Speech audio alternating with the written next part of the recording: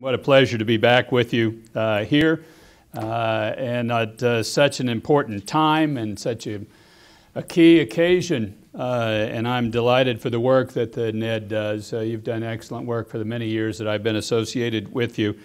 He forgot my most important title, though, that I have that I just love dearly. I'm grandfather, so grandpa is my favorite title now with 4 grandchildren and soon 5. It's a great delight. It's wonderful to be here too with a number of fellow travelers. And since taking over the Religious Freedom account, I see a number of people here that have worked tirelessly, and many of them with great exposure to their family members, a number of them with family members in jail now, and other family members exposed, and yet you keep advocating, you keep fighting.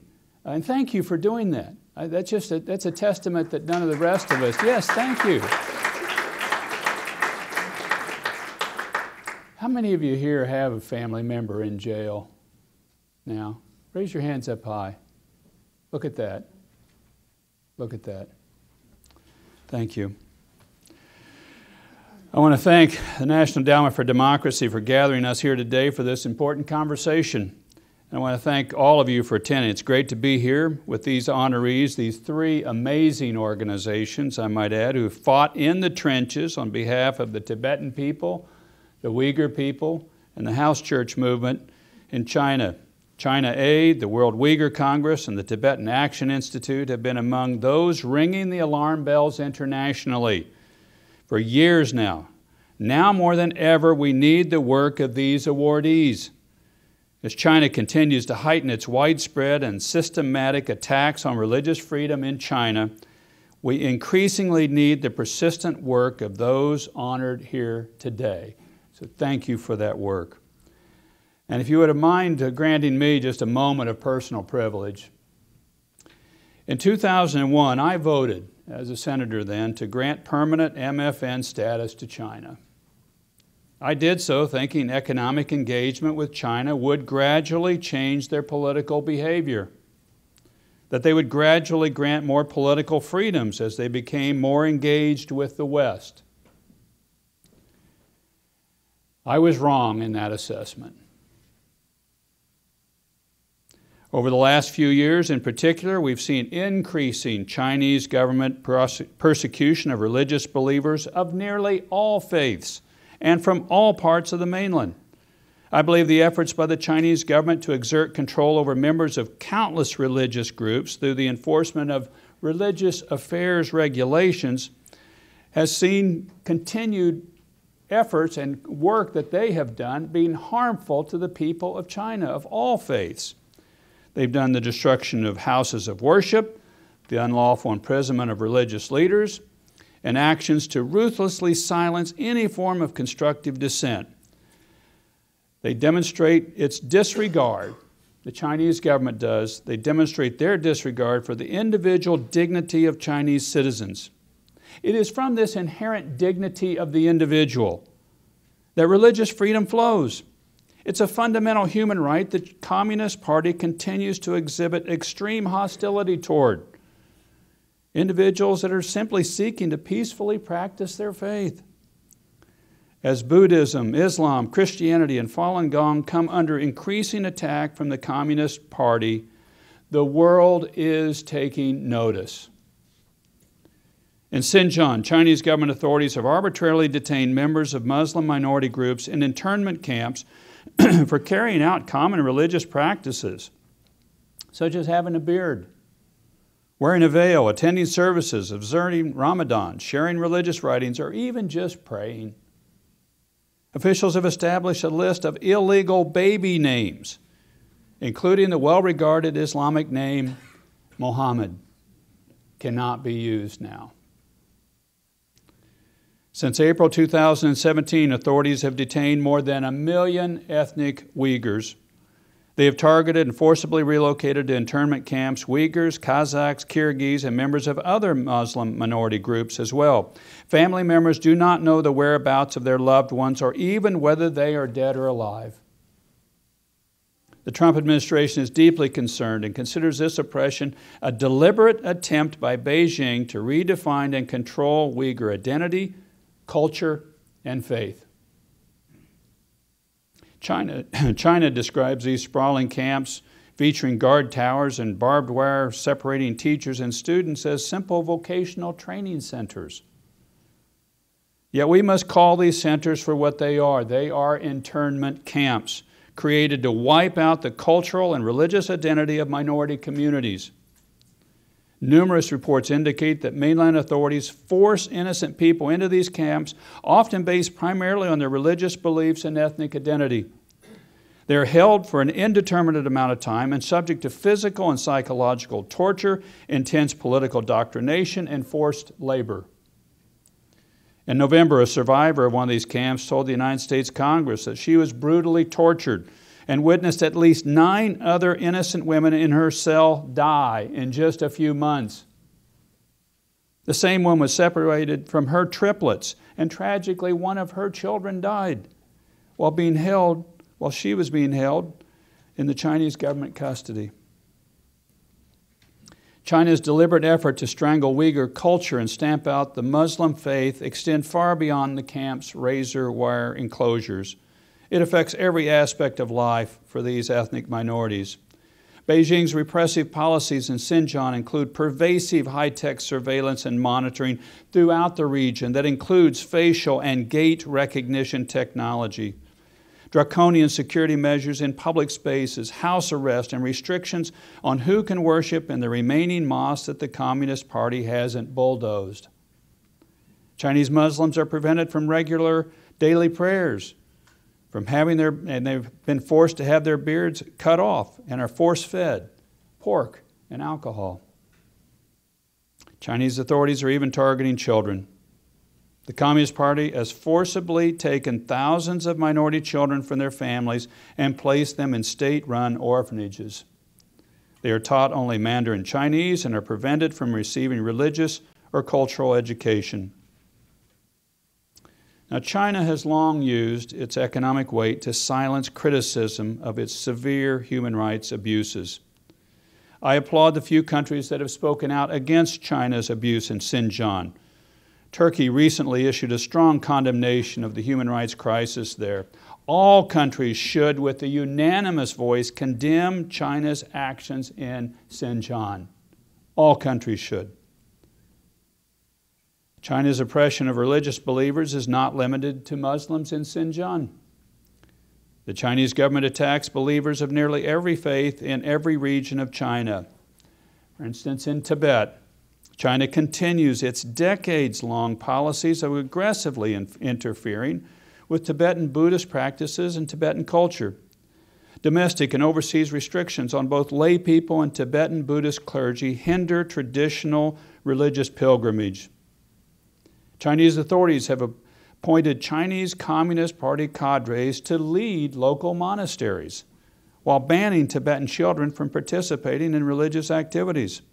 The Chinese government has pushed thousands of monks and nuns out of their homes and bulldozed their monasteries. In 2017, the government evicted approximately 9,000 monks and nuns from the Larungar Institute of Tibetan Buddhism and demolished an estimated 4,000 residents there. The same year, authorities destroyed at least 2,000 residents and evicted approximately 2,500 monks and nuns at Yachingar Institute of Tibetan Buddhism. Chinese officials have also withheld public benefits from family members and friends of Tibetans who have self-immolated in protest against China's political and religious oppression. The government has ordered friends and monastic personnel to refrain from participating in religious burial rites or mourning activities for those who set themselves on fire as a final act of protest against the communist regime. In addition, the Chinese government has repeatedly denigrated the Dalai Lama, the spiritual leader of Tibetans. The Chinese government bans his pictures and his teaching, and it arrests people who openly revere him. According to reports, authorities subject monks and nuns to patriotic re-education at many monasteries and nunneries across the Tibetan plateau, forcing these religious leaders to be proficient in state ideology and to renounce the Dalai Lama. The Chinese government has also long interfered in the succession process for spiritual leaders in Tibet. Most notably, in 1995, it abducted the 11th Panchen Lama when he was 6 years old, abducted him along with his parents. The world still does not know if the Panchen Lama is dead or alive. He would be celebrating his 30th birthday next month. Following the abduction, the Chinese government asserted its own choice as the Panchen Lama. That child grew up in Beijing. The Chinese government only allows him to have brief, supervised visits to the Panchen Lama's traditional monastery in Tibet, and that for photo ops. We call upon the Chinese government to release immediately the Tibetan-recognized Panchen Lama, or to share the truth about his faith with the world. We do not accept the Chinese government's often repeated and extraordinarily flimsy claim that he is studying and does not want to be disturbed. This is the Chinese government's record, and it indicates that they are likely to interfere in the selection of the next Dalai Lama. The international community must make clear now that we stand unequivocally with the Tibetan people. We believe that members of the Tibetan community, like members of all faith communities, should be able to select, educate, and venerate their religious leaders without government interference. The Chinese government has also increased its repression of Christians. Last year, mainland China began enforcing amended regulations for religious affairs. Those regulations give the government more power to control where people worship, with whom they worship, and what the content of their worship is. Since those regulations came into force, the crackdown on Christianity has increased dramatically. Starting on Good Friday, of all days, last year, Chinese officials began to enforce a ban on the online sale of the Bible.